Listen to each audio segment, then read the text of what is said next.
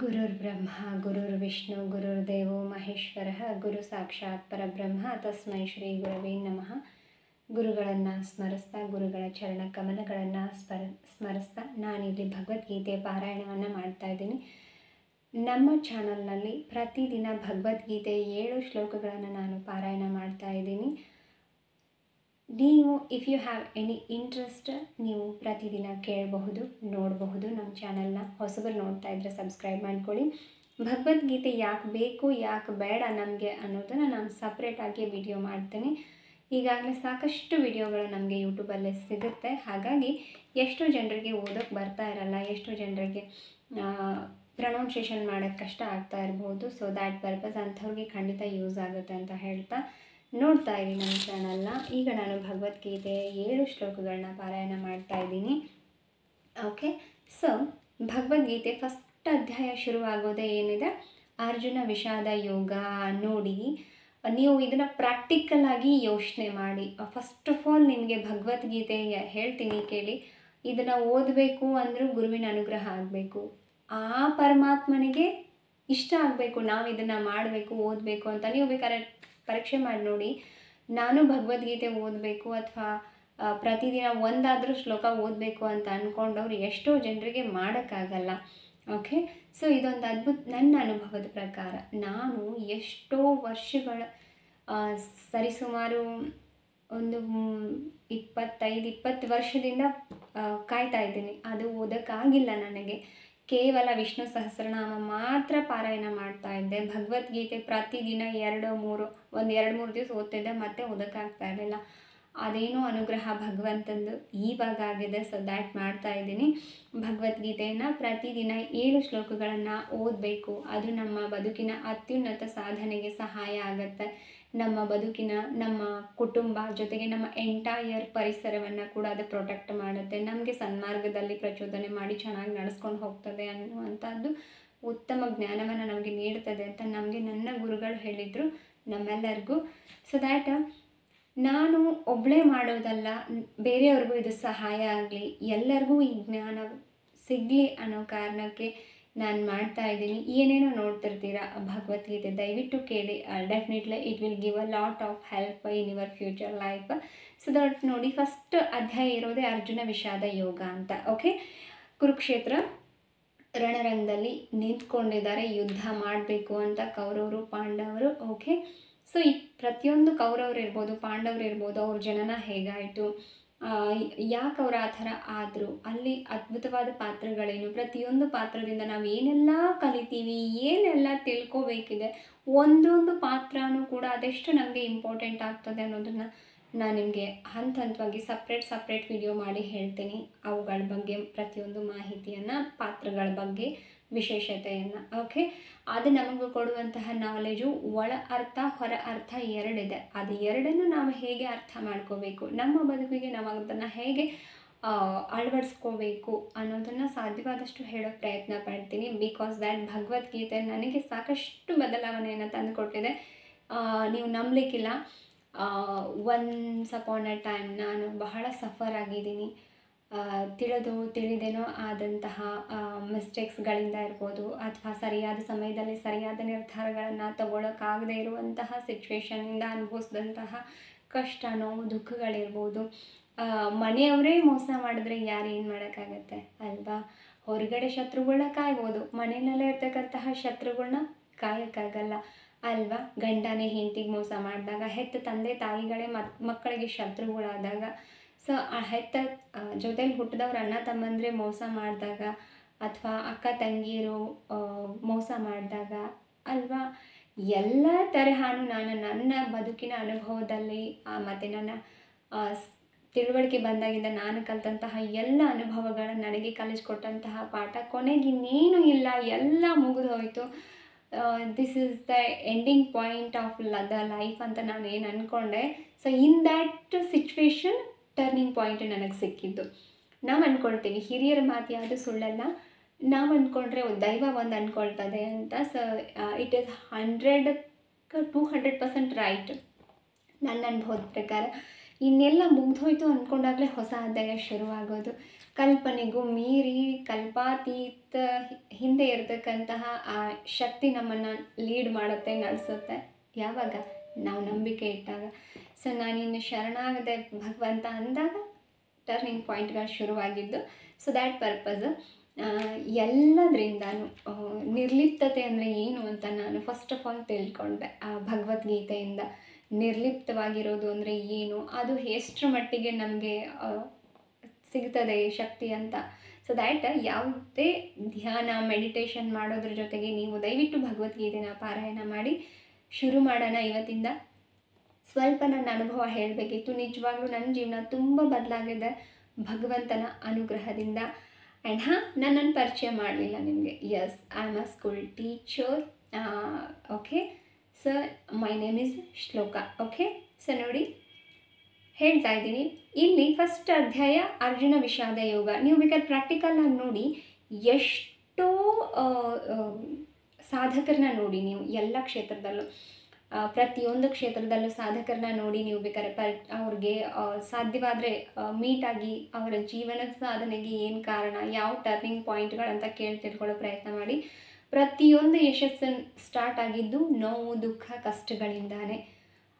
ಇಲ್ಲಿ ಕೃಷ್ಣ ಕೂಡ ನಮಗೆ ಅದನ್ನೇ ಹೇಳ್ತಾರೆ. ಅರ್ಜುನ ವಿಷಾದ ಯೋಗ, ವಿಷಾದದಿಂದನೇ ಶುರುವಾಗುತ್ತೆ. ಫಸ್ಟ್ ಶ್ಲೋಕ, ಫಸ್ಟ್ ಅಧ್ಯಾಯನೇ ಶುರುವಾಗೋದೇ ವಿಷಾದ ಯೋಗದಿಂದ. ಓಕೆ, ಕೊನೆಗೆ ಮುಕ್ತಿ ಮಾರ್ಗವನ್ನು ತೋರಿಸುತ್ತೆ. ಸಿರಿ ಸಂಪತ್ತನ್ನು, ಕಲ್ಪನೆಗೂ ಮೀರಿದ ಮಹೋನ್ನತ ಸ್ಥಾನ, ಮಾನ, ಗೌರವಗಳನ್ನು ನೀಡುತ್ತೆ. ಸಿರಿ ಸಂಪತ್ತನ್ನು ಸಿಗುತ್ತೆ. ಕೊನೆಗೆ ಎಲ್ಲರೂ ಸ್ವರ್ಗವನ್ನು ಸೇರ್ತಾರೆ. ಸೊ ನಾನು ಸಾಕಷ್ಟು ಪ್ರಾಕ್ಟಿಕಲ್ ಆಗಿ ನಾನು ನೋಡಿದ್ದು, ಕೇಳಿದ್ದು, ತಿಳ್ಕೊಂಡಿದ್ದು, ಯಾವುದೋ ಪುಸ್ತಕ ಓದಿ ನಾನಿಲ್ಲಿ ಹೇಳ್ತಾ ಇಲ್ಲ. ನನ್ನ ಸ್ವಂತ ಅನುಭವದಲ್ಲಿ ನನ್ನ ಈ 45 ವರ್ಷದ ಜರ್ನಿನಲ್ಲಿ ನನಗೆ ತಿಳುವಳಿಕೆ ಬಂದಾಗಿಂದ ನಾನು ತುಂಬ ಅನುಭವಿಸಿರ್ತಕ್ಕಂಥದ್ದು. ನನ್ನ ಎಂಟೈರ್ ಪರಿಸರದಲ್ಲಿ ನಾನು ಕಣ್ಣೀಲಿ ನೋಡಿದ ದೃಷ್ಟಿಗಳಿಂದ ಅನುಭವ ನನಗೆ ಬಂದಿರತಕ್ಕಂಥದ್ದು. ಹಾಗಾಗಿ ಎಷ್ಟು ಕಷ್ಟ, ನೋವು, ದುಃಖ ಅಂತ ಅಂದ್ಕೊಂಡಿದ್ದಾರೋ ಬಿಗಿನಿಂಗಿಂದ, ಅವರು ಎಂಡ್ ಬಹಳ ಚೆನ್ನಾಗೇ ಇತ್ತು. ಈಗಲೂ ಕೂಡ ಇದೆ. ಯಾರು ಬಿಗಿನಿಂಗ್ ಚೆನ್ನಾಗಿದ್ದು ದುರಹಂಕಾರಲೆ ಮೆರೆದ್ರು ಅವರು ಏನೈತೆ ನಾವು ಅದೃಷ್ಟವಂತರು, ಸೌಭಾಗ್ಯಶಾಲಿಗಳು, ಅದರಿಂದನೇ ನಮಗಿದೆಲ್ಲ ಬಂದಿದೆ, ಭಗವಂತಂದು ಏನಿಲ್ಲ, ನಾವು ದುಡ್ದಾಗ ನಮಗೆ ಬರ್ತದೆ ಅಂತ ಸೊಕ್ಕಿಲೆ ಮರೆದವರೆಲ್ಲನೂ ಏನಾಗಬಾರ್ದ ಅದೆಲ್ಲ ಆಗಿದ್ದಾರೆ.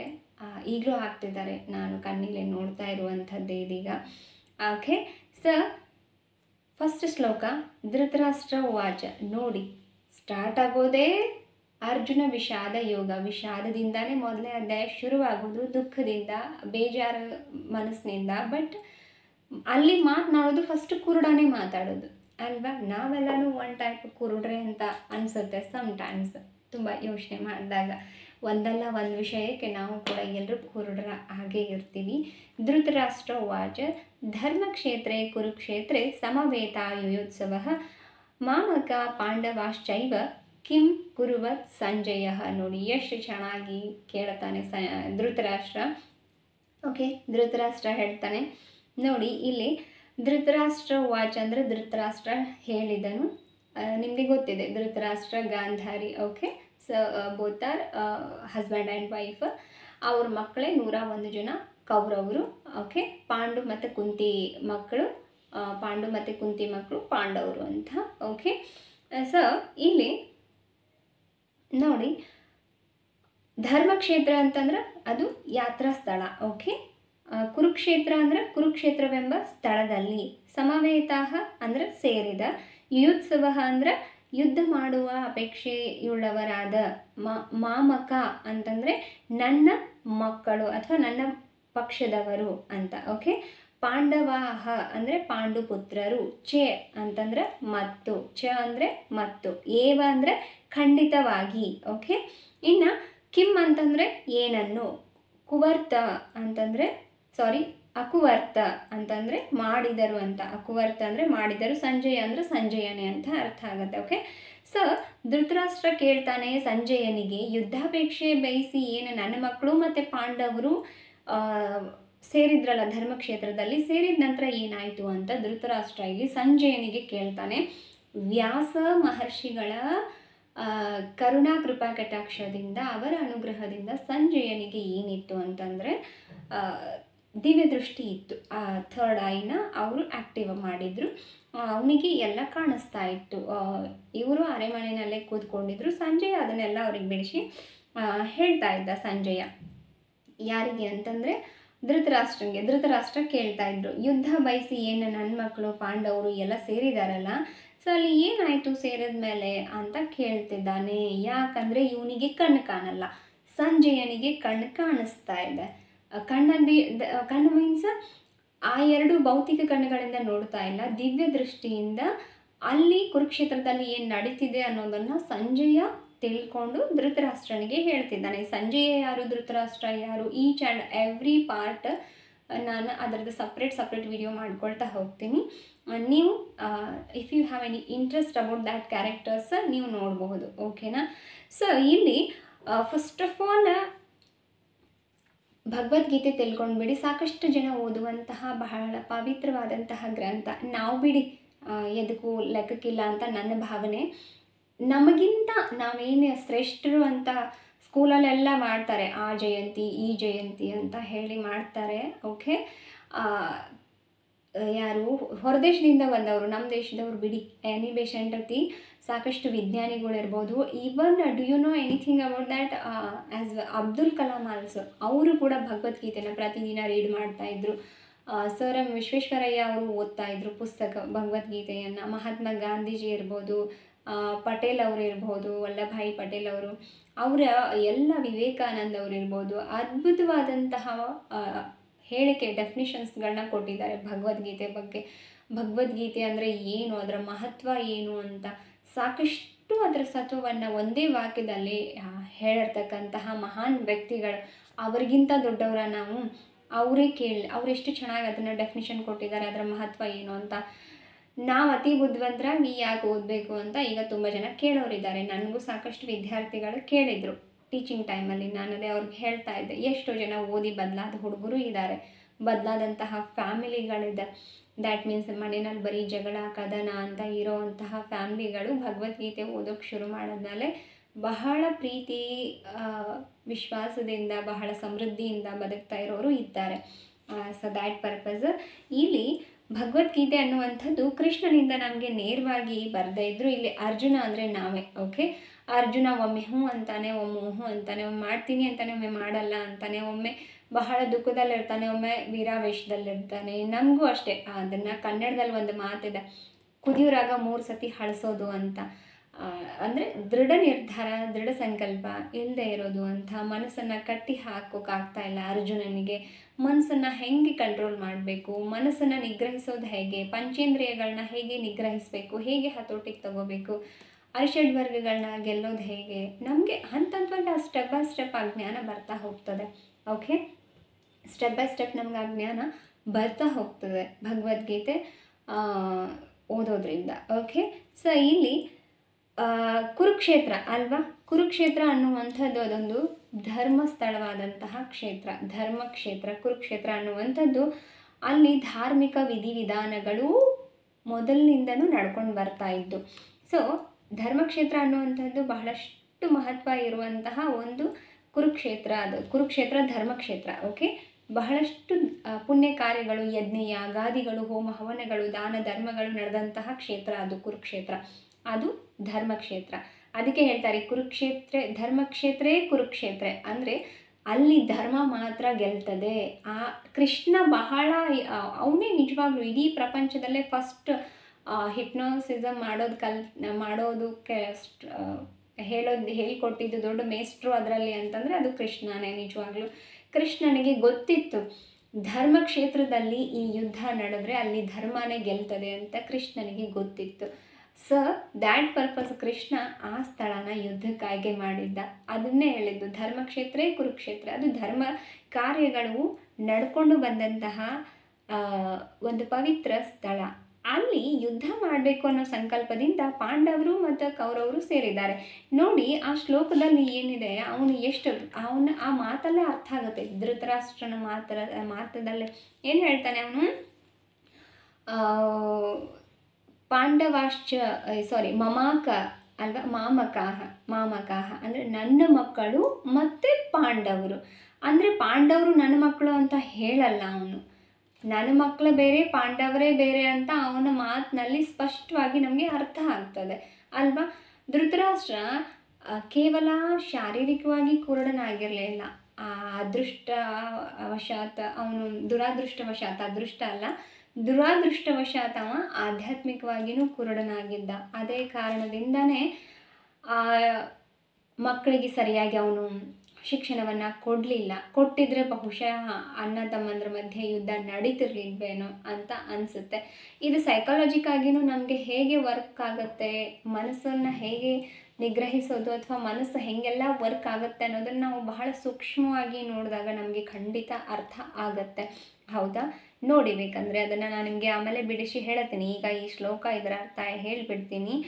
ಧೃತರಾಷ್ಟ್ರನ ಯುದ್ಧ ಬಯಸಿ ಏನವರು ಕೌರವರು ಮತ್ತು ಪಾಂಡವರು ಯುದ್ಧದಲ್ಲಿ ಸೇರಿದ್ದಾರೆ. ಸೊ ಇವನಿಗೆ ಯಾಕೆ ಹಾಗೆ ಕೇಳ್ದ ಅಂತಂದರೆ, ವೇದ ಪುರಾಣಗಳಿಂದ ಹಿಡ್ಕೊಂಡು ಕುರುಕ್ಷೇತ್ರವನ್ನು ಪವಿತ್ರ ಪೂಜಾ ಸ್ಥಳ ಮತ್ತು ಸ್ವರ್ಗದ ನಿವಾಸಿಗಳು ಪೂಜಾ ಸ್ಥಳ ಅಂತ ಅದನ್ನು ಹೆಸರು ಮಾಡಿದ್ದಾರೆ. ಓಕೆ, ಸ್ವರ್ಗದ ನಿವಾಸ, ಪೂಜಾ ಸ್ಥಳ, ಯಜ್ಞ ಯಾಗಾದಿಗಳು, ದಾನ ಧರ್ಮಗಳು, ಪುಣ್ಯ ಕಾರ್ಯಗಳು, ಧರ್ಮ ನಡೆದಿರ್ತಕ್ಕಂತಹ ಉಳಿದಿರುವಂತಹ ಪುಣ್ಯಕ್ಷೇತ್ರ ಅದು.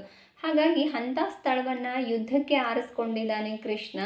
ಅದು ಅಲ್ಲದೆ ಕೃಷ್ಣನೇ ಪಾಂಡವರ ಜೊತೆಗೆ ಇದ್ದಾನೆ. ಸೊ ಇದಿಷ್ಟೆಲ್ಲ ಆದಮೇಲೆನೂ ಧೃತರಾಷ್ಟ್ರನಿಗೆ ಸ್ವಲ್ಪ ಒಳಗಡೆ, ಸ್ವಲ್ಪ ಅಲ್ಲ ಪೂರ್ಣ ಭಯ ಇತ್ತು. ಆದರೂ ಅವನು ಯಾಕೆ ಯುದ್ಧಕ್ಕೆ ಅಪ್ಪನೆ ಕೊಟ್ಟ ಅಂತಂದರೆ, ನೋಡಿ ಅದನ್ನೇ ಹೇಳೋದು, ಕುರುಡ್ತನ ಅಂತ. ಮನಸ್ಸಿಗೆ ದೈಹಿಕವಾಗಿ ಕುರುಡ್ರಿದ್ರೆ ಪರವಾಗಿಲ್ಲ, ಮನಸ್ಸಿಗೂ ಇದ್ರೆ ಕಷ್ಟ. ಏನು ಹೇಳ್ತಾನೆ ಗೊತ್ತಾ, ಯಾಕೆ ಧೈರ್ಯ ಮಾಡ್ತಾನೆ ಅಂದರೆ, ಬಹಳ ಶ್ರೇಷ್ಠವಾದಂತಹ ಬಹಳ ಜ್ಞಾನಿಯಾದಂತಹ ಪುರೋಹಿತರನ್ನ ಕರೆಸಿ ದುರ್ಯೋಧನನ ಜಾತಕ ತೋರಿಸಿರ್ತಾನೆ. ಯುದ್ಧ ಆಗಬೇಕು ಅಂತ ನಾವೆಲ್ಲ ಅಂದ್ಕೊಂಡಿದ್ದೀವಿ, ಇದರಲ್ಲಿ ಯಾರು ಗೆಲ್ತಾರೆ, ನನ್ನ ಮಗನ ಗ್ರಹಗತಿಗಳ ಹೇಗಿದೆ ಅಂತ ಕೇಳಿರ್ತಾನೆ. ಸೊ ಅದಕ್ಕೆ ಪಂಡಿತರು ಹೇಳಿರ್ತಾರೆ, ಬಹಳ ಪ್ರತಿಯೊಂದು ಗ್ರಹಗಳು ಬಹಳ ಉಚ್ಚ ಸ್ಥಾನದಲ್ಲಿದೆ, ನಿಮ್ಮ ಮಗನಿಗೆ ಖಂಡಿತ ಸೋಲಾಗಲ್ಲ. ಪಾಂಡವರ ಜಾತಕದಲ್ಲಿ ಹಾಗಲ್ಲ, ಎಲ್ಲ ಗ್ರಹಗಳು ನೀಚ ಸ್ಥಾನದಲ್ಲಿದೆ, ಅವರಿಗೆ ಜಯ ಸಿಗಲಿಕ್ಕೆ ಸಾಧ್ಯ ಇಲ್ಲ ಅಂತ. ಆದರೆ ಅದನ್ನು ನಂಬಿ ಅವನು ಯುದ್ಧಕ್ಕೆ ಆಹ್ವಾನ ಕೊಟ್ಟಿರ್ತಾನೆ. ಹೆಂಗಾರೆ ಇವ್ರನ್ನ ಪೂರ ಅದನ್ನು ನಂಬಿ ಅಂತಲ್ಲ, ದ್ವೇಷ ಮೊದಲಿಂದನೂ ಇರ್ತದೆ. ಅದಕ್ಕೆ ಈಗ ಸ್ವಲ್ಪ ಅಂದರೆ ಉರಿಯೋ ಬೆಂಕಿಗೆ ತುಪ್ಪ ಸುರಿದ ಹಾಗೆ ಮತ್ತಿಷ್ಟು ಬೆಂಕಿ ಹೆಚ್ಚು ಮಾಡಿದಾಗೆ, ಅಥವಾ ಒಂದು ಮಂಡಹಠ, ಕೆಟ್ಟ ಉತ್ಸಾಹ ಬರೋದು ಅಂತ ಹೇಳ್ತಾರಲ್ಲ, ಕೆಟ್ಟದ್ದ ಇನ್ನಟ ನಡಿಬೇಕು ಅಂದರೆ ಆ ವಿಧಿ ನಮ್ಮನ್ನು ಪ್ರೇರೇಪಿಸ್ತದೆ ಅಂತ ಹೇಳ್ತಾರಲ್ಲ, ನಮ್ಮ ಕೆಟ್ಟ ಕರ್ಮಗಳು ನಮ್ಮನ್ನು ಆ ಥರ ಮಾಡಿಸುತ್ತೆ ಅಂತ. ಅದೇ ಥರ ಅವನಿಗೆ ಅದು ಇನ್ನಷ್ಟು ಧೈರ್ಯ ಬರ್ತದೆ, ಎಲ್ಲ ನನ್ನ ಮಗನ ಪರವಾಗಿ ಚಲೋ ಅದಾವ ಗ್ರಹಗತಿಗಳು ಅಂತ. ಸೊ ದ್ಯಾಟ್ ಆದರೂ ಕೃಷ್ಣನ ಬಗ್ಗೆ ಗೊತ್ತಿರುತ್ತೆ, ಆದ್ದರಿಂದ ಭಯನೂ ಇರುತ್ತೆ. ಆ ಧರ್ಮಕ್ಷೇತ್ರದ ಬಗ್ಗೆನೂ ಅವರಿಗೆ ಗೊತ್ತಿರುತ್ತೆ, ಕುರುಕ್ಷೇತ್ರದ ಬಗ್ಗೆ.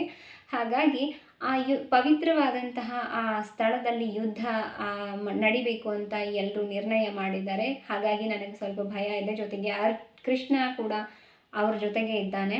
ಪಾಂಡವರು ಮತ್ತು ಅವನ ಮಕ್ಕಳು, ಪಾಂಡು ಮತ್ತು ಅವನ ಮಕ್ಕಳು ಕೂಡ ತುಂಬ ಸ್ವಭಾವತಃ ಧರ್ಮಿಷ್ಠರಾಗಿದ್ದಾರೆ.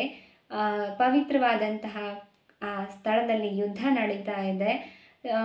ಇಲ್ಲಿ ಈ ಥರ ಅವ ತನ್ನ ಭಯವನ್ನು ಯಾರು ಧೃತರಾಷ್ಟ್ರ ಸಂಜಯನಿಗೆ ಬಾಯ್ಬಿಟ್ಟು ಹೇಳ್ತಾ ಇಲ್ಲ, ಬಟ್ ತೋರಿಸ್ತಿದ್ದಾನೆ. ಅವನ ಆ ಹಾವ ಭಾವ, ಆ ವೈಬ್ರೇಷನ್ನಲ್ಲಿ, ಆ ಆ್ಯಕ್ಟಿಂಗ್, ಇದರಲ್ಲಿ ಬಾಡಿ ಆ್ಯಕ್ಟಿಂಗಲ್ಲೆಲ್ಲ ಗೊತ್ತಾಗ್ತಾ ಇರುತ್ತೆ. ಸೊ ಈ ಥರ ಎಲ್ಲ ಇರುತ್ತೆ.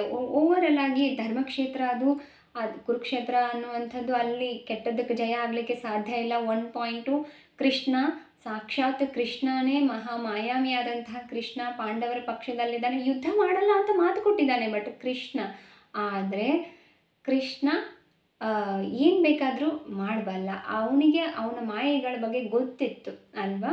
ಚಿಕ್ಕ ವಯಸ್ಸಿನಿಂದನೂ ಅವನು ಬೆಳೆದಂತಹದ್ದು, ಆ ಪುಟ್ಟ ಸಣ್ಣ ವಯಸ್ಸಲ್ಲೇ ಅಂಥ ಮಹಾನ್ ರಾಕ್ಷಸರನ್ನ ಸಂಹಾರ ಮಾಡಿರುವಂಥದ್ದು ಎಲ್ಲ ಅವನಿಗೆ ಗೊತ್ತಿತ್ತು, ಭಯ ಇತ್ತು.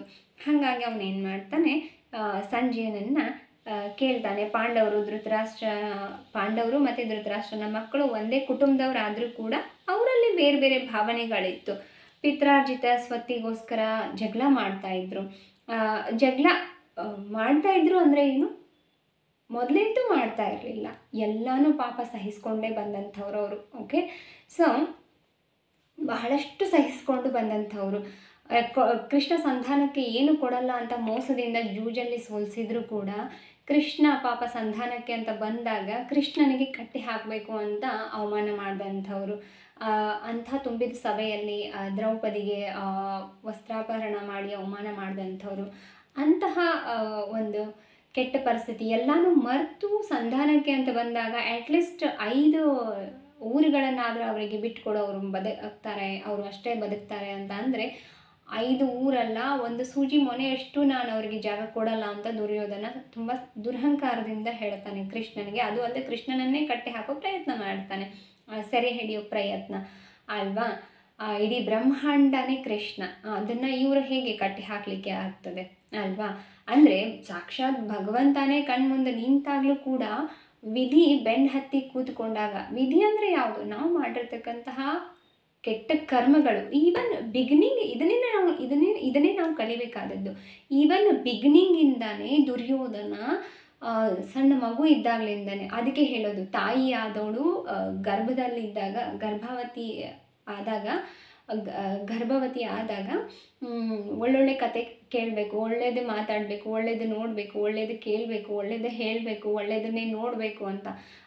ಆಹಾರ ಅಂದರೆ ನಾವು ಬಾಯಿಂದ ಸೇವಿಸೋದಷ್ಟೇ ಆಹಾರ ಆಗಲ್ಲ, ಪಂಚೇಂದ್ರಿಯಗಳಿಂದ ನಾವೇನೆಲ್ಲ ಸೇವಿಸ್ತೀವೋ ಅದೆಲ್ಲ ನಮಗೆ ಆಹಾರವಾಗಿ ಕನ್ವರ್ಟ್ ಆಗುತ್ತೆ. ಹಾಗಾಗಿ ಅವರು ಆ ಥರ ಹುಟ್ಟಿದ್ದೇ ಅದ್ಭುತ. ಮಡಿಕೆನಲ್ಲಿಟ್ಟು ಜೋಪಾನ ಮಾಡಿದ್ರು, 100 ಜನ ಮಕ್ಕಳನ್ನ ಪಡಿಬೇಕಾದ್ರೂ ಬಹಳ ಆತ್ರವಾಗಿ ಮಾಡಿಕೊಂಡ್ಲು ಗಾಂಧಾರಿ. ಹೇಳ್ತಾರೆ ವ್ಯಾಸ ಮಹರ್ಷಿಗಳು, ಸ್ವಲ್ಪ ದಿವಸ ತಡಿಯಮ್ಮ, ನಾನು ಬಹಳ ಉಗ್ರವಾದ ತಪಸ್ಸಲ್ಲಿದ್ದೀನಿ, ಅದು ಮುಗಿಲಿ, ಆಫ್ಟರ್ ದ್ಯಾಟ್ ನೋಡೋಣ ಅಂತ ಅವಳಿಗೂ ಅವಸರ ಇತ್ತು. ಸೊ ದ್ಯಾಟ್ ಯಾವುದೇ ನಿರ್ಧಾರಗಳನ್ನು ನಾವು ಅವಸರದಲ್ಲೇ ತಗೋಬಾರ್ದು, ತಗೊಂಡ್ರೆ ಏನು ಅನಾಹುತ ಆಗ್ತದೆ, ಅದೇ ಪರಿಣಾಮನೇ ಕೆಟ್ಟ ಮಕ್ಕಳು ಇವರು ಈ ಥರ ಹುಟ್ಟಿರೋದು.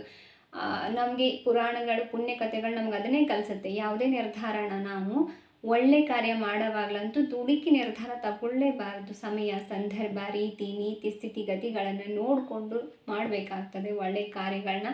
ಸೊ ಒಂದು ಮಗುವಿಗೆ ಜನನ ಕೊಡೋದಂದ್ರೆ ಏನೋದು ಸುಮ್ಮನೆನಾ? ಅದೊಂದು ಅದ್ಭುತವಾದಂತಹ ಶಕ್ತಿಯನ್ನು ನಾವು ಭೂಮಿಗೆ ತರೋ.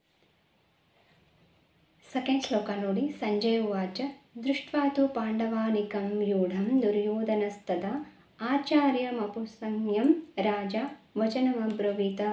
ನೋಡಿ ಏನಿದೆ, ಸಂಜಯ ಉವಾಚ ಅಂದರೆ ಸಂಜಯನು ಹೇಳಿದನು, ದೃಷ್ಟ್ವ ಅಂದರೆ ನೋಡಿದ ನಂತರ, ತು ಅಂದರೆ ಆದರೆ, ಪಾಂಡವ ಅನಿಕಂ ಅಂದರೆ ಪಾಂಡವರ ಸೈನಿಕರು, ವ್ಯೂಢಂ ಅಂದರೆ ವ್ಯೂಹದ ವ್ಯವಸ್ಥೆಯಲ್ಲಿದ್ದ, ದುರ್ಯೋಧನ ಅಂದರೆ ದುರ್ಯೋಧನ ರಾಜನು, ತದಾ ಅಂತಂದರೆ ಆಗ, ಆಚಾರ್ಯಮ ಅಂದರೆ ಗುರುಗಳನ್ನು, ಉಪಸಂಜ್ಞಂ ಅಂದರೆ ಸಮೀಪಿಸಿ, ಓಕೆ, ರಾಜನಾದ, ವಚನಂ ಮಾತುಗಳನ್ನು, ಅಬ್ರವೀತ ಅಂತಂದರೆ ಹೇಳಿದನು ಅಂತ ಅರ್ಥ ಆಗುತ್ತೆ. ಓಕೆ, ಸೊ ಇಲ್ಲಿ ಇದರ ಅನುವಾದ ನೋಡಿ. ಸಂಜಯನು ಹೇಳಿದ, ರಾಜನೇ, ಪಾಂಡುಪುತ್ರರ ಸೇನಾ ವ್ಯೂಹವನ್ನು ವೀಕ್ಷಿಸಿ ರಾಜ ದುರ್ಯೋಧನನು ತನ್ನ ಗುರುಗಳ ಬಳಿಗೆ ಹೋಗಿ ಈ ಕೆಳಗಿನ ಮಾತುಗಳನ್ನು ಹೇಳಿದನು ಅಂತ ಇದೆ. ಸೊ ಓಕೆ ನೋಡಿ, ಇದರ ಭಾವಾರ್ಥ ಸ್ವಲ್ಪ ಆಳವಾಗಿ ನೋಡೋದಾದರೆ, ಧೃತರಾಷ್ಟ್ರನು ಹುಟ್ಟು ಕುರುಡ. ಓಕೆ, ದುರಾದೃಷ್ಟವಶಾತ್ ಅವ ಏನು ಮಾಡಿದ್ದ, ಆಧ್ಯಾತ್ಮಿಕವಾಗಿಯೂ ಕುರುಡನಾಗಿದ್ದ.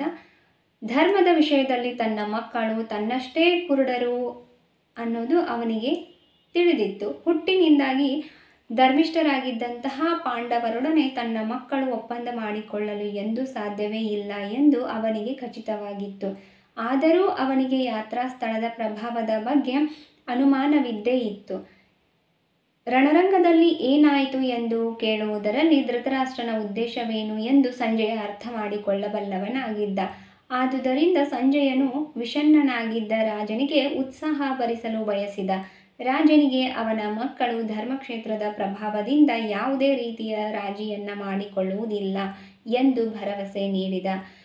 ದುರ್ಯೋಧನನು ಪಾಂಡವರ ಸೇನಾ ಬಲವನ್ನು ವೀಕ್ಷಿಸಿದ ನಂತರ ಸನ್ನಿವೇಶವನ್ನು ವಾಸ್ತವವಾಗಿ ತಿಳಿಸಿಕೊಡಲು ಸೈನ್ಯಾಧಿಪತಿ ದ್ರೋಣಾಚಾರ್ಯರ ಬಳಿಗೆ ಹೋದ ಎಂದು ಹೇಳಿದ. ದುರ್ಯೋಧನನು ರಾಜನೆಂದು ಹೇಳಿದ್ದರೂ ಸನ್ನಿವೇಶವು ಗಂಭೀರವಾಗಿದ್ದರಿಂದ ಅವನು ಸೈನ್ಯಾಧಿಪತಿಗಳ ಬಳಿಗೆ ಹೋಗಬೇಕಾಯಿತು. ಆದ್ದರಿಂದ ಅವನು ರಾಜಕಾರಣಿಯಾಗಲು ಅರ್ಹನಿದ್ದ.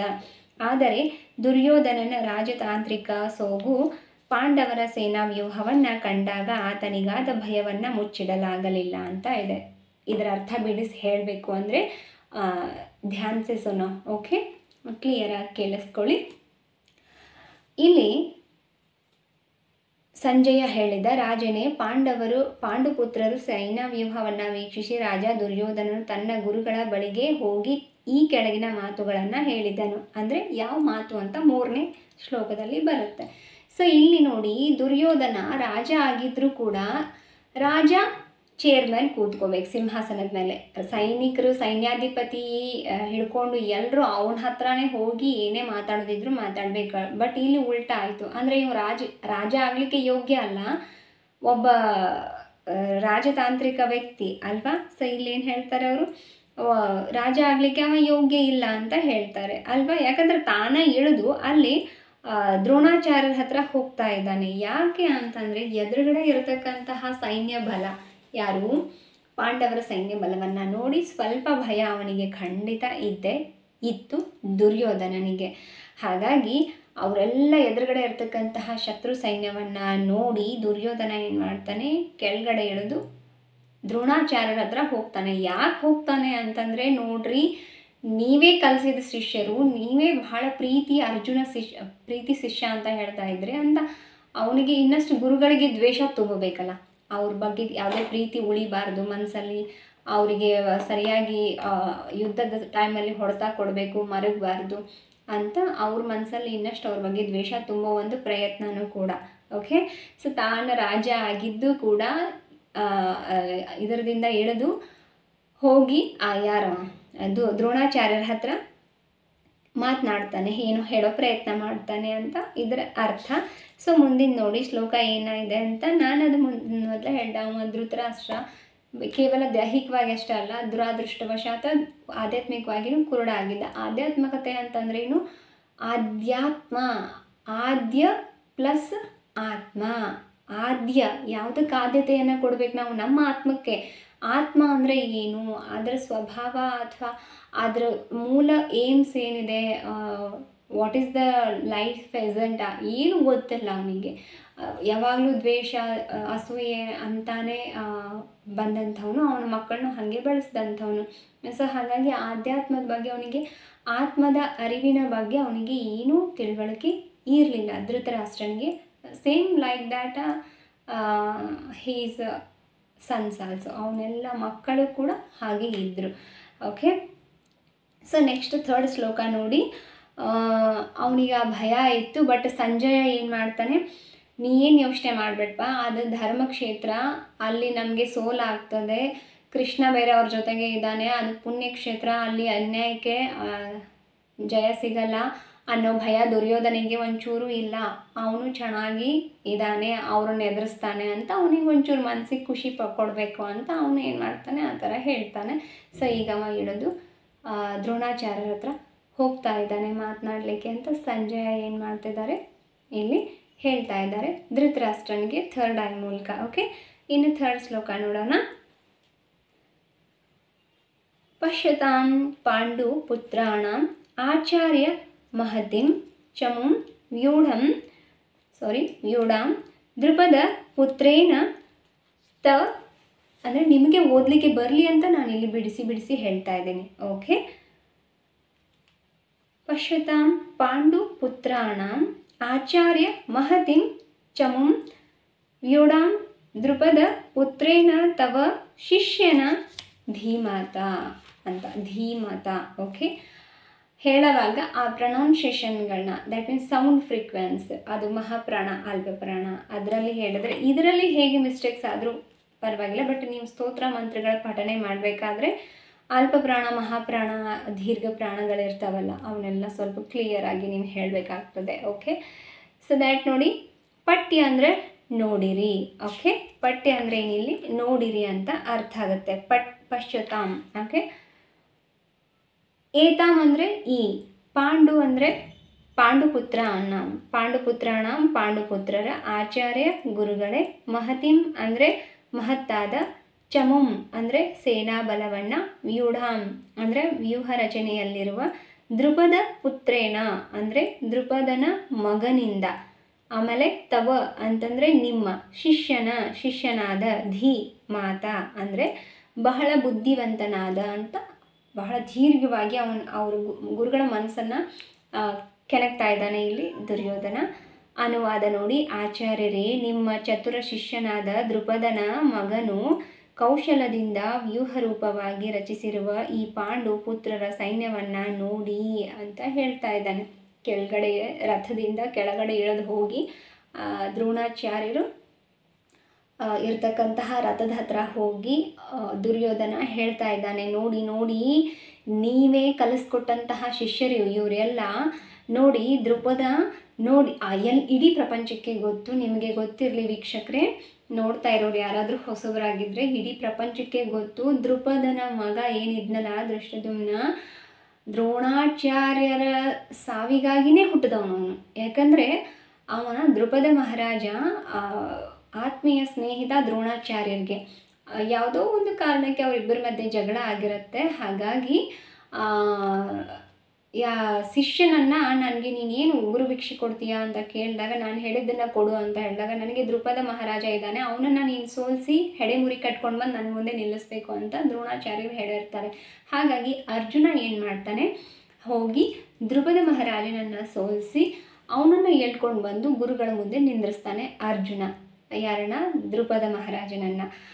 ದ್ರುಪದ ಮಹಾರಾಜ ಅಂದೇ ಸಂಕಲ್ಪ ಮಾಡ್ತಾನೆ, ನನ್ನನ್ನು ಸೋಲಿಸಿ ಕರ್ಕೊಂಡು ಬಂದು ನನ್ನ ಶತ್ರುವಿನ ಮುಂದೆ ಇವನ್ನ ಕೈ ಕಟ್ಟಿ ನಿಲ್ಲೋ ಹಾಗೆ ಮಾಡೋದ್ನಲ್ಲ, ಇಷ್ಟೊಂದು ಶಕ್ತಿಶಾಲಿ ಆದಂತಹ ಈ ಅರ್ಜುನ ನನಗೆ ಅಳಿಯನಾಗಿ ಬರಬೇಕು. ಹಾಗೆ ನನ್ನನ್ನು ಈ ಥರ ಅವಮಾನ ಮಾಡಿರ್ತಕ್ಕಂತಹ ಈ ದ್ರೋಣಾಚಾರ್ಯರನ್ನು ಸಾಯಿಸಲಿಕ್ಕೆ, ಇವರನ್ನು ಕೊಲೆ ಮಾಡಲಿಕ್ಕೆ, ಇವರನ್ನು ಸಂಹಾರ ಮಾಡಲಿಕ್ಕೆ ನನಗೊಬ್ಬ ಮಗ ಬೇಕು ಅಂತ ಯಜ್ಞವನ್ನು ಮಾಡಿಸ್ತಾನೆ ದ್ರುಪದ ಮಹಾರಾಜ. ಓಕೆ, ಆ ಯಜ್ಞ ಕುಂಡದಿಂದ ಬಂದಂಥವ್ರು ಇವರಿಬ್ಬರು, ದ್ರೌಪದಿ ಮತ್ತು ದೃಷ್ಟದ್ಯುಮ್ನ. ಯಾವುದೋ ಒಂದು ಭೌತಿಕವಾಗಿ ಒಂದು ಗಂಡು ಹೆಣ್ಣಿನ ಸಮಾಗಮದಿಂದ ಬಂದಂಥವರಲ್ಲ, ಭೂಮಿಗೆ ಯಜ್ಞ ಕುಂಡದಿಂದ ಉದ್ಭವಿಸಿದಂಥವ್ರು. ಹಾಗಾಗಿ ಇಡೀ ಪ್ರಪಂಚಕ್ಕೆ ಗೊತ್ತಿದ್ದು ಅವನು ದ್ರುಪದನ ಮಗ ದ್ರೋಣಾಚಾರ್ಯರ ಸಂಹಾರಕ್ಕೇ ಹುಟ್ಟಿದವನು ಅಂತ ಗೊತ್ತಿದ್ದು ಕೂಡ ನೋಡಿ ದ್ರೋಣಾಚಾರ್ಯರು ಎಷ್ಟು ಕರುಣಾಮಯರು. ಅವನಿಗೂ ಯಾವುದೇ ಭೇದ ಭಾವ ಇಲ್ಲದೆ ಎಲ್ಲ ರಾಜವಿದ್ಯೆಗಳನ್ನು ಅವನಿಗೆ ಕಲಿಸ್ಕೊಟ್ರು. ಎಲ್ಲದು ಬಿಲ್ವಿದ್ಯೆ ಹಿಡ್ಕೊಂಡು ಈ ಗದಾಯುದ್ಧ ಇರ್ಬೋದು, ಬಿಲ್ವಿದ್ಯೆ ಇರ್ಬೋದು, ಶಬ್ದವೇದಿ ವಿದ್ಯೆ ಇರ್ಬೋದು. ಆದರೆ ಅರ್ಜುನನಷ್ಟು ಶಬ್ದವಿದ್ಯೆ ಯಾವುದ್ರಲ್ಲೂ ಅವನು ಬಹಳ ಇದು ಮಾಡ್ಲಿಕ್ಕೆ ಹೋಗಲಿಲ್ಲ, ಅವರು ರೆಡಿ ಮಾಡಲಿಲ್ಲ ಅವ್ರನ್ನ. ಬಟ್ ಅವ್ರಿಗೆ ಇತ್ತು ಚೆನ್ನಾಗಿ, ಎಲ್ಲರನ್ನೂ ರೆಡಿ ಮಾಡಿದ್ರು ಅವರು. ಆಲ್ಮೋಸ್ಟು ತನ್ನ ಸಾವಿಗೆ ಅಂತಾನೆ ಹುಟ್ಟಿದವನು ಅಂತ ಗೊತ್ತಿದ್ದು ಕೂಡ ದ್ರುಪದನ ಮಗನಿಗೆ ಕಲಿಸ್ಕೊಟ್ರು ಎಲ್ಲ ವಿದ್ಯೆಯನ್ನು. ಅದನ್ನೇ ಇಲ್ಲಿ ಅವನು ಹೇಳ್ತಿದ್ದಾನೆ, ನೋಡಿ ಅರ್ಜುನ ನನ್ನ ಪ್ರೀತಿಯ ಶಿಷ್ಯ ಅಂತ, ಅವನಿಗೆ ಎಲ್ಲ ವಿದ್ಯೆನೂ ಧಾರೆ ಎರೆದ್ರಿ, ನೋಡ್ರಿ ನೀವು ಕಲಿಸ್ದವ್ರು ಹೆಂಗೆ ನಿಮ್ಮ ಮುಂದಿಗೆ ಎದುರಾಗಡಿಯಾಗಿ ನಿಂತಾರೆ. ಗುರು ಅನ್ನೋದು ಇದು ಇಲ್ಲ, ನಿಮ್ಮನ್ನೇ ಸೋಲಿಸ್ಲಿಕ್ಕೆ, ನಿಮ್ಮನ್ನು ಸಂಹಾರ ಮಾಡಲಿಕ್ಕೆ ಹೆಂಗೆ ನಿಂತಾರೆ ಅಂತ ಅವ್ರ ಮನಸ್ಸಲ್ಲಿ ದ್ವೇಷ ಬರೋ ಹಾಗೆ ಹೇಳ್ತಾ ಇದ್ದಾನೆ. ಸೊ ಇಲ್ಲಿ ನಿಮಗೆ ಅರ್ಥ ಆಯಿತು ಅಂತ ನಾನು ಭಾವಿಸ್ತೇನೆ. 4ನೇ ಶ್ಲೋಕ ನೋಡಿ. ಅತ್ರ ಶೂರ ಮಹೇಶ್ವಾಸ ಭೀಮಾರ್ಜುನ ಸಮಾಯುಧಿ ಯುಯುಧಾನೋ ವಿರಾಟಶ್ಚ ದ್ರುಪದಶ್ಚ ಮಹಾರಥಃ. ನೋಡಿ, ಅತ್ರ ಅಂದರೆ ಇಲ್ಲಿ, ಶೂರಾಹ ಅಂದರೆ ವೀರರು, ಮಹಾ ಇಶು ಅಸಾಹ ಅಂದರೆ ಮಹಾ ಬಿಲ್ಗಾರರು, ಭೀಮ ಮತ್ತು ಅರ್ಜುನರಿಗೆ, ಸಮಾಹ ಅಂದರೆ ಸಮಾನರಾದ, ಯುಧಿ ಅಂದರೆ ಯುದ್ಧದಲ್ಲಿ, ಯುಯುಧಾನ ಅಂತಂದರೆ ಯುಯುಧಾನನು. ಓಕೆ, ವಿರಾಟ ಅಂದರೆ ವಿರಾಟನು, ಚ ಅಂದರೆ ಕೂಡ, ದ್ರುಪದ ಅಂದರೆ ದ್ರುಪದನು, ಚ ಅಂದರೆ ಚಹ. ಓಕೆ, ಸಹ, ಚ ಅಂದರೆ ಸಹ ಅಥವಾ ಸಹ ಅಂತ ನಾವು ಹೇಳ್ತೀವಲ್ಲ, ಹಾಗೆ ಮಹಾರಥ ಅಂದರೆ ಮಹಾಯೋಧರು ಅಂತ ಅರ್ಥ, ಮಹಾಯೋಧ. ಓಕೆ, 4ನೇ ಶ್ಲೋಕ. ಇದರ ಅನುವಾದ ಹೇಳೋದಾದರೆ, ಹೋರಾಟದಲ್ಲಿ ಭೀಮಾರ್ಜುನರಿಗೆ ಸಮಾನವಾದಂತಹ ಅನೇಕ ವೀರ ಬಿಲ್ಲಾಳುಗಳು ಈ ಸೈನ್ಯದಲ್ಲಿದ್ದಾರೆ. ಯುಯುಧಾನ, ವಿರಾಟ ಮತ್ತು ದ್ರುಪದರಂತಹ ಮಹಾಧೀರರಿದ್ದಾರೆ, ಮಹಾರಥರಿದ್ದಾರೆ ಅಂತ ಹೇಳ್ತಾನೆ. ಸೊ ಯುಯುಧಾನ ಹೆಸರು ಹೇಳ್ತಾನೆ, ವಿರಾಟನ ಹೆಸರು ಹೇಳ್ತಾನೆ, ದ್ರುಪದನ ಹೆಸರು ಹೇಳ್ತಾನೆ. ಸಾಕಷ್ಟು ಇಂಥ ಮಹಾನ್ ವೀರರೆಲ್ಲ ನಿಮ್ಮ ಎದುರಾಳಿ ಸೈನ್ಯದಲ್ಲಿದ್ದಾರೆ, ಮಹಾ ಬಿಲ್ಲಾಳುಗಳಿವರೆಲ್ಲ. ಇವರಿಗೆ ಸಖತ್ ಬಿಲ್ ವಿದ್ಯೆಯಲ್ಲಿ ಚಾಣಾಕ್ಷತೆ ಇತ್ತು. ಹಾಗಾಗಿ ಅದನ್ನು ಇಲ್ಲಿ ದುರ್ಯೋಧನ ಹೇಳ್ತಾನೆ ದ್ರೋಣಾಚಾರ್ಯರಿಗೆ, ಯುದ್ಧ ಕಲೆಯಲ್ಲಿ ನೀವು ಅವರನ್ನು ಎಂತಹ ಮಹಾಶಕ್ತಿಯನ್ನು ಅವರಿಗೆ ಧಾರೆ ಎರೆದಿದ್ದೀರಿ. ದೃಷ್ಟದ್ಯುಮ್ನ ಬಹು ದೊಡ್ಡ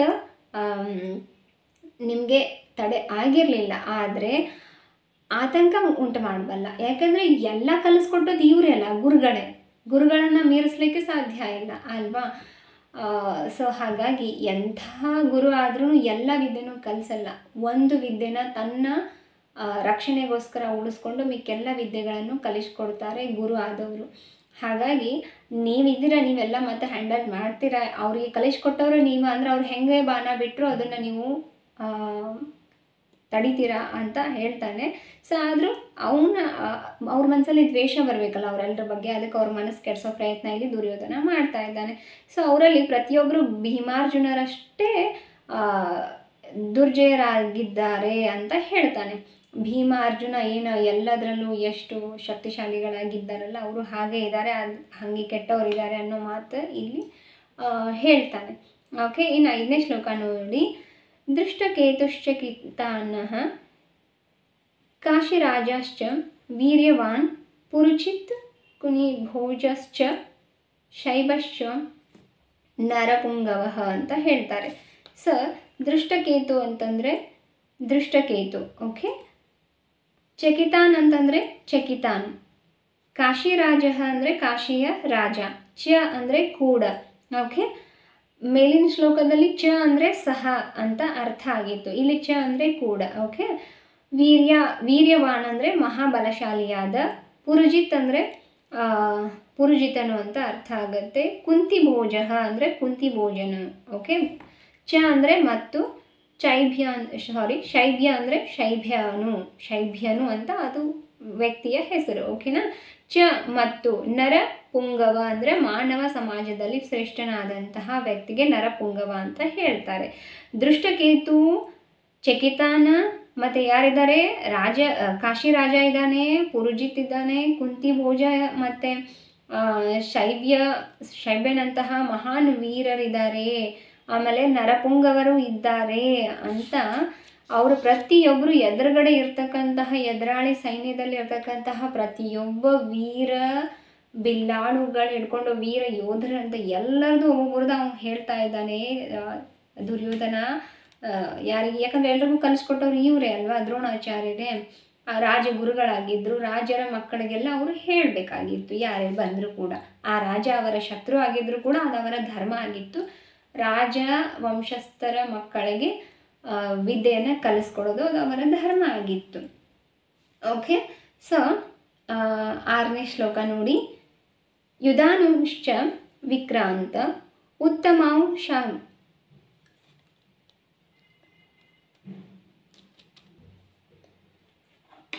ಯುಧಾಮನುಶ್ಚ ವಿಕ್ರಾಂತ ಉತ್ತಮೌಜಾಶ್ಚ ವೀರ್ಯವಾನ್ ಸೌಭದ್ರೋ ದ್ರೌಪದೇಯಾಶ್ಚ ಸರ್ವ ಏವ ಮಹಾರಥಾಃ. ನೋಡಿ ಇದರ ಅರ್ಥ. ಯುಧಾಮನ್ಯು ಅಂತಂದರೆ ಯುಧಾಮನ್ಯು ಅಂತ ಅವರ ಹೆಸರು. ಓಕೆ, ಚ ಮತ್ತು, ವಿಕ್ರಾಂತ ಅಂದರೆ ಮಹಾಬಲಶಾಲಿಯಾದ, ಉತ್ತಮೌಜಾಹ ಅಂದರೆ ಉತ್ತಮೌಜನು, ಚ ಮತ್ತು, ವೀರ್ಯವಾನ್ ಅಂದರೆ ಬಲಿಷ್ಠವಾದ ಮಹಾಬಲಿಷ್ಠನಾದ, ಆಮೇಲೆ ಸೌಭದ್ರ ಸುಭದ್ರೆಯ ಮಗನು, ದ್ರೌಪದೇಯಾಹ ಅಂದರೆ ದ್ರೌಪದಿಯ ಪುತ್ರರು, ಚ ಮತ್ತು, ಸರ್ವೇ ಎಲ್ಲರೂ, ಏವ ನಿಶ್ಚಯವಾಗಿಯೂ, ಮಹಾರಥಿಕರಾದಂತಹ ಅಂತ ಇದರ ಅರ್ಥ 6ನೇ ಶ್ಲೋಕದ್ದು. ಸೊ ಅನುವಾದ ಹೇಳೋದಾದರೆ, ಬಲಶಾಲಿ ಯುಧಾಮನ್ಯು ಬಹು ಶಕ್ತಿವಂತನಾದಂತಹ ಉತ್ತಮೌಜ ಇದ್ದಾನೆ. ಮತ್ತು ಯಾರಿದ್ದಾರೆ, ಸುಭದ್ರೆಯ ಮಗ ಅಭಿಮನ್ಯು. ಓಕೆ, ಗೊತ್ತಿದೆ ನಿಮಗೆ ಸುಭದ್ರೆ ಯಾರು ಅಂತ. ಓಕೆ, ದ್ರೌಪದಿಯ ಪುತ್ರರು ಇವರೆಲ್ಲ ಇದ್ದಾರೆ, ಇವರೆಲ್ಲ ಮಹಾರಥರು ಅಂತ ಅಲ್ಲಿ ಯಾರ್ಯಾರೆಲ್ಲ ಇದ್ದಾರಲ್ಲ ಅವರೆಲ್ಲರ ಹೆಸರನ್ನು ಹೇಳ್ತಾ ಇದ್ದಾನೆ. ಈ ಪ್ರತಿಯೊಬ್ಬ ವ್ಯಕ್ತಿಗಳು ಏನಿದಾರಲ್ಲ ಈ ಎಲ್ಲ ವ್ಯಕ್ತಿಗಳ ಬಗ್ಗೆ ನಾನು ಸಪ್ರೇಟ್ ವಿಡಿಯೋಗಳನ್ನ ಮಾಡ್ತೇನೆ. ಈ ವ್ಯಕ್ತಿಗಳು ಯಾರು, ಅವರ ಮಹತ್ವ ಏನು, ಮಹಾಭಾರತದಲ್ಲಿ ಅವರ ಪಾತ್ರ ಏನಾಗಿತ್ತು ಅನ್ನೋದನ್ನು ನಾನು ನಿಮಗೆ each and everything separate video ಮಾಡೋ ಪ್ರಯತ್ನ ಮಾಡ್ತೇನೆ, ಡೆಫಿನೆಟ್ಲಿ ಶೋರ್. ಓಕೆ, ಸೊ ನೋಡಿ ನೆಕ್ಸ್ಟು 7ನೇ ಶ್ಲೋಕ ಏನಿದೆ. ಅಸ್ಮಾಕಂ ತು ವಿಷ್ಟಾಯೇ ತಾನಿ ಬೋಧಃ ದ್ವಿಜೋತ್ತಮ ದ್ವಿಜೋತ್ತಮ ಓಕೆ ನಾಯಕ ಮಮ ಸೈನ್ಯಸ್ಯ ಸಂಜ್ಞಾರ್ಥಂ ತಾನ್ ಬ್ರವಿಮೀತೆ ಓಕೆ ಬ್ರವಿಮಿತೆ ಅಸ್ಮಾಕಂ ನಮ್ಮ ತು ಆದರೆ ವಿಶೇಷವಾಗಿ ಬಲಿಷ್ಠರಾದ ಯಾರು ಓಕೆ ತಾನ್ ಅಂದರೆ ಅವರನ್ನು ನಿಬೋಧ ಗಮನಿಸಿ ದ್ವಿಜ ಉತ್ತಮ ಬ್ರಾಹ್ಮಣ ಶ್ರೇಷ್ಠರೇ ನಾಯಕರು ಮಮ ನನ್ನ ಸೈನ್ಯಸ್ಯ ಸೈನಿಕರ ಸಂಜ್ಞಾ ಅರ್ಥಂ ತಿಳುವಳಿಕೆಗಾಗಿ ತಾನ್ ಅಂದರೆ ಅವರನ್ನು ಬ್ರವಿಮಿ ಅಂದರೆ ಹೇಳುತ್ತೇನೆ ತೇ ಅಂತಂದರೆ ನಿಮಗೆ ಬ್ರವಿಮಿತೆ ಅಂತಂದ್ರೇನು ಬ್ರವಿಮಿತೆ ನಿಮಗೆ ನಾನು ಹೇಳ್ತೇನೆ ಅಂತ ಅರ್ಥ ಆಗುತ್ತೆ. ಅನುವಾದ ಬ್ರಾಹ್ಮಣೋತ್ತಮರೇ ನಿಮಗೆ ತಿಳಿಸಲೆಂದು ನನ್ನ ಸೈನ್ಯವನ್ನು ನಡೆಸಬಲ್ಲ ವಿಶೇಷ ಅರ್ಹತೆ ಇರುವ ನಾಯಕರ ವಿಷಯವನ್ನು ಹೇಳಬಯಸುತ್ತೇನೆ ಅಂತ ಇಲ್ಲಿ ದುರ್ಯೋಧನ ಹೇಳ್ತಾ ಇದ್ದಾನೆ. ಸೊ ಇದು ಇವತ್ತಿನ 7 ಶ್ಲೋಕಗಳ ಅರ್ಥ ಆಗಿತ್ತು. ಇದರಲ್ಲಿ ಈಗ ಯುದ್ಧಾಪೇಕ್ಷ ಬಯಸಿ ಯಾರೆಲ್ಲ ನಿಂತಿದ್ದಾರೆ ಹೇಳಿ, ಅಲ್ಲಿ ಎಲ್ಲ ಪಾಂಡವರು ಕೌರವರು ನಿಂತಿದ್ದಾರೆ. ಸೊ ಈ 7 ಶ್ಲೋಕದಲ್ಲಿ ನಮಗೆ ಅರ್ಥ ಆಗಿರುವಂಥದ್ದು ಏನು ಅಂತಂದರೆ, ಕೃಷ್ಣ ಪಾಂಡವರ ಪಕ್ಷದಲ್ಲಿದ್ದಾನೆ, ಯುದ್ಧ ಮಾಡಲ್ಲ, ನಾನು ಯಾವುದೇ ಶಸ್ತ್ರಗಳನ್ನ ಎತ್ತಲ್ಲ, ಕೇವಲ ಅರ್ಜುನನಿಗೆ ಸಾರಥಿಯಾಗಿ ಇರ್ತೇನೆ ಅಂತ ಮಾತು ಕೊಟ್ಟಿರ್ತಾನೆ, ಹೇಳಿರ್ತಾನೆ ಒಂದು ಆದರೆ ಬಟ್ ಕೃಷ್ಣ ದೈವ ಅಲ್ವಾ. ಸೊ ಪಾಂಡವ್ರ ಜೊತೆಗೆ ಇದ್ದಾನೆ, ಅದೊಂದು ಭಯ. ಧರ್ಮಕ್ಷೇತ್ರ ಆಗಿರುವಂತಹ ಕುರುಕ್ಷೇತ್ರ, ಅಲ್ಲಿ ಅನ್ಯಾಯ ಗೆಲ್ಲಲಿಕ್ಕೆ ಸಾಧ್ಯನೇ ಇಲ್ಲ, ಅದು 2ನೆಯ ಭಯ ಅವನಿಗೆ. ಅದರ ಜೊತೆಗೆ ಅವನಿಗೆ ಬಟ್ ಒಳಗಡೆ ದ್ವೇಷ ಅನ್ನೋದೊಂದು ಇತ್ತಲ್ಲ ಧೃತರಾಷ್ಟ್ರನಿಗೆ. ಸೊ ಆ ಕೆಟ್ಟ ಹಠ ಭಯ, ಇದು ಹೆಂಗಾರೆ ಇವ್ರನ್ನ ಸೋಲಿಸ್ಬೇಕು ಅನ್ನೋದು. ಬಟ್ ಎಲ್ಲಾದರೂ ಧರ್ಮನೇ ಗೆಲ್ಲಬೇಕು ಅಲ್ವಾ. ಸೊ ಈ 8 ಶ್ಲೋಕದಲ್ಲಿ ಅವನು ಸಂಜಯನನ್ನು ಕೇಳ್ತಾ ಇದ್ದಾನೆ. ಈ 7 ಶ್ಲೋಕದಲ್ಲಿ ಏನು ನಡೀತಾ ಇದೆ ಕುರುಕ್ಷೇತ್ರದಲ್ಲಿ ಅಂತ ಸಂಜಯ ಹೇಳ್ತಾ ಇದ್ದಾನೆ. ಈಗ ಅವನು ಯಾರು ದುರ್ಯೋಧನ ಬಂದು ಯುದ್ಧ ಭೂಮಿನಲ್ಲಿ ಎಲ್ಲರಿಗೂ ಅವ್ರಿಗೆ ಎಲ್ಲ ಯಾರ್ಯಾರ ಎದುರಾಳಿಯಲ್ಲಿ ನಿಂತಂಥ ಅತಿರಥ ಮಹಾರಥರ ವೀರ ಯೋಧರು ಇದ್ದಾರಲ್ಲ, ಅವರು ಎಲ್ಲರ ಬಗ್ಗೆ ಇವ್ರು ನೋಡಿ ಇವರಿದ್ದಾರೆ ಇವ್ರಿಗೆಲ್ಲ ನೀವು ಕಲಿಸ್ಕೊಟ್ರಿ ವಿದ್ಯೆನ ನೋಡಿ, ನಿಮ್ಮ ಮುಂದೆ ಇವರು ಶತ್ರುಗಳಾಗಿ ನಿಂತಿದ್ದಾರೆ ಅಂತ ಅವರ ಮೇಲೆ ಮತ್ತಿಷ್ಟು ದ್ವೇಷ ಬರೋ ಹಾಗೆ ದ್ರೋಣಾಚಾರ್ಯರ ಮೈಂಡ್ ವಾಶ್ ಮಾಡೋ ಪ್ರಯತ್ನ ದುರ್ಯೋಧನ ಇಲ್ಲಿ ಮಾಡ್ತಾ ಇದ್ದಾನೆ. ಸೊ ಈ ಥರ ನಡೀತಿದೆ ಅಂತ ಸಂಜಯ ಧೃತರಾಷ್ಟ್ರನಿಗೆ ಹೇಳ್ತಾ ಇದ್ದಾರೆ. ಓಕೆ, ಸೊ ಇಲ್ಲಿಗೆ ಈ 7 ಶ್ಲೋಕಗಳು ಮುಗೀತು. ಇದರ ಮುಂದಿನ 7 ಶ್ಲೋಕಗಳನ್ನು ನೆಕ್ಸ್ಟ್ ವಿಡಿಯೋದಲ್ಲಿ ಮಾಡ್ತೀನಿ. ಪ್ರತಿದಿನ 7 ಶ್ಲೋಕಗಳನ್ನ ಕಲಿಯೋಣ. ಸಾಧ್ಯವಾದಷ್ಟು ನಮ್ಮ ಲೈಫಲ್ಲಿ ಇದನ್ನು ಅಳವಡಿಸ್ಕೊಳ್ಳೋ ಪ್ರಯತ್ನ ಮಾಡೋಣ. ನಮ್ಮೆಲ್ಲರಿಗೂ ಕೃಷ್ಣನ ಅನುಗ್ರಹ ಆಗಲಿ, ನನ್ನ ಗುರುಗಳ ಅನುಗ್ರಹ ಹಾಗೂ ನನ್ನ ಈಗ ಇರುವಂತಹ ಗುರುಗಳು, 2 ಗುರುಗಳು ನನಗೆ. ಓಕೆ, ಒಬ್ಬರು ಗುರುಗಳು ಮತ್ತು ಇನ್ನೊಬ್ಬರು ಈಗಿರ್ತಕ್ಕಂತಹ ಶ್ರೀ ಶ್ರೀ ಶ್ರೀ ಡಾಕ್ಟರ್ ಲಕ್ಷ್ಮೀ ಶ್ರೀನಿವಾಸ ಗುರುಗಳು, ಅವರ ಚರಣ ಕಮಲಗಳಿಗೂ ನಾನು ಸ್ಮರಿಸ್ತಾ ಈ ವಿಡಿಯೋನ ಇಲ್ಲಿಗೆ ಮುಗಿಸ್ತಾ ಇದ್ದೀನಿ. ಸೊ ಓಕೆ, ಸೊ ಈ ವಿಡಿಯೋನ ನಾನು ಗುರುಗಳ ಪಾದ ಕಮಲಗಳಿಗೆ ಅರ್ಪಿಸ್ತಾ ಇದ್ದೀನಿ. ನಿಮಗೂ ಒಳ್ಳೆಯದಾಗಲಿ. ಕೃಷ್ಣನ ಅನುಗ್ರಹ, ಆತನ ಕೃಷ್ಣ ಪ್ರಜ್ಞೆ ನಮಗೆ ಎಲ್ಲರಲ್ಲೂ ಜಾಗೃತ ಆಗಲಿ. ನಮ್ಮೆಲ್ಲರ ನಿಮ್ಮ ಕಷ್ಟಗಳು ಏನಾದ್ರು ಇದ್ದರೆ ಪರಿಹಾರ ಆಗಲಿ. ಎಲ್ಲರಿಗೂ ನಮಗೆ ಒಳ್ಳೆಯದಾಗಲಿ, ಸನ್ಮಾರ್ಗದಲ್ಲಿ ಪ್ರಚೋದನೆ ರಕ್ಷಣೆ ಸಿಗಲಿ ಅಂತ ಪ್ರಾರ್ಥಿಸ್ತಾ ಈ ವಿಡಿಯೋ ನಾನು ಮುಗಿಸ್ತಾ ಇದ್ದೀನಿ. ಇದ್ರ ಮುಂದಿನ ವಿಡಿಯೋದಲ್ಲಿ ಮುಂದಿನ 7 ಶ್ಲೋಕಗಳನ್ನ ನೋಡೋಣ. ಪ್ರತಿಯೊಂದು ಪಾತ್ರದ ಬಗ್ಗೆ, ಅದರ ಮಹತ್ವದ ಬಗ್ಗೆ ಮಾಡೋ ಪ್ರಯತ್ನ ಮಾಡ್ತೀನಿ. ನೋಡ್ತಾ ಇರಿ ನಮ್ಮ ಚಾನಲ್ನ. ನೋಡಿದ್ದಕ್ಕೆ ಇಲ್ಲಿವರೆಗೂ ತಮ್ಮೆಲ್ಲರ ಅಂತರಾತ್ಮಕ್ಕೆ ನನ್ನ ಭಕ್ತಿಪೂರ್ವಕ ಪ್ರಣಾಮಗಳು. Thank you. ನಮಸ್ಕಾರ.